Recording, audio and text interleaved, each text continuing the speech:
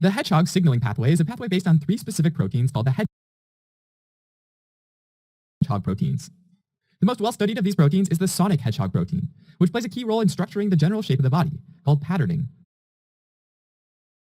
During the third week of development, a solid rod of mesoderm called the notochord forms at the midline of the embryo. The notochord is extremely important during early development because it helps influence how the embryo folds. It also guides how the various tissues differentiate and develop so that the embryo ends up with 2 arms, 2 legs, and 1 head, instead of some other combination. The way that it works is that a group of cells within the notochord secrete a few proteins: desert hedgehog protein, Indian hedgehog protein, and sonic hedgehog protein, called SHH for short. Desert and Indian hedgehog protein were named first, and sonic was named a bit later. And yes, it is named after the awesome, fast-moving video game character Sonic the Hedgehog. Now, the hedgehog proteins are ligands, meaning that they're molecules that move from one cell over to another and facilitate communication, kind of like letters that a cell might send to another cell around the corner. Early on in development, the notochord sends all 3 hedgehog proteins out to undifferentiated cells throughout the entire embryo. When the sonic hedgehog protein gets released, it slowly diffuses through the interstitial liquid and then binds to a receptor called patched, which can be found in the cell membranes of embryonic cells. The patched receptor inhibits the embryonic cell from differentiating, but sonic hedgehog protein inhibits patched, meaning that it inhibits the inhibitor. Without the inhibition of patched, the embryonic cell starts to activate specific genes that allow it to differentiate. But every embryonic cell doesn't differentiate in the same way. Some might activate genes that allow them to be part of a leg, whereas others might activate genes that allow them to be part of an ear. The exact set of genes that get expressed in one cell versus another depend on how much sonic hedgehog protein reaches the embryonic cell, and how long the embryonic cell is exposed to sonic hedgehog protein. One way to think about this is that it's the cumulative dose of sonic hedgehog protein that determines which genes get expressed and ultimately what each embryonic cell turns into. When sonic hedgehog protein gets released by the notochord, it diffuses throughout the embryo, forming a concentration gradient. To better visualize this, let's say that each one of these squares in the grid is an embryonic cell.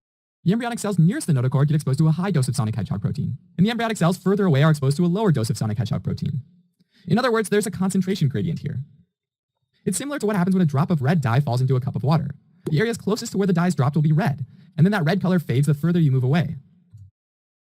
So the amount of hedgehog protein that binds to an embryonic cell tells that cell where it is in 3-dimensional space relative to the notochord, which is the source of the hedgehog protein. So for example, this cell, since it has 2, might know to differentiate into brain tissue, whereas this one, since it has 3, might differentiate into arm tissue. Now, if the notochord cells keep making sonic hedgehog protein, it might seem like over time the entire grid would be filled with that protein. But that doesn't happen, because over time the proteins naturally degrade. Alright, so now cells can identify where they are in relation to the notochord. But a cell over here would still have no way of distinguishing itself from a cell over here, since they both got the same amount of sonic hedgehog protein. And also, a lot of the cells that are really far away might not get any proteins at all. That's why it's helpful that the notochord secretes a lot of these different hedgehog proteins. So let's add in desert hedgehog, which is represented as green, which creates a gradient coming from the bottom of the notochord. And finally, let's draw Indian hedgehog, represented as red, which creates a gradient coming from the middle of the notochord. Now each square or cell on the board has been exposed to varying levels of the 3 different proteins, with each square getting a relatively unique combination. In fact, if I told you that a cell with 2 blue and 2 red proteins and no other proteins will give rise to an arm, then you can see which ones that'd be, this one on the left and this one on the right. This is actually why the 2 sides of our bodies are largely symmetric. Alright, as a quick recap. The notochord makes various proteins, including sonic hedgehog protein, which binds to the patched receptor on embryonic cells. Sonic hedgehog protein diffuses through the embryo, which creates a concentration gradient. This, along with other proteins released by the notochord, help each embryonic cell identify exactly where it is in 3-dimensional space.